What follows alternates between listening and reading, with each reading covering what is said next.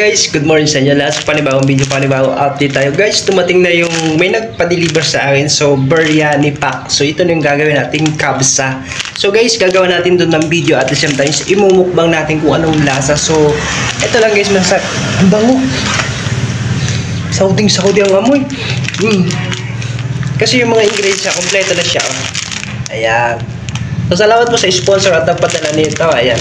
Thank you so much. So, makakagawa na ako ng biryani dito sa Bicol at dito sa Pilipinas. So, talagang masarap to guys.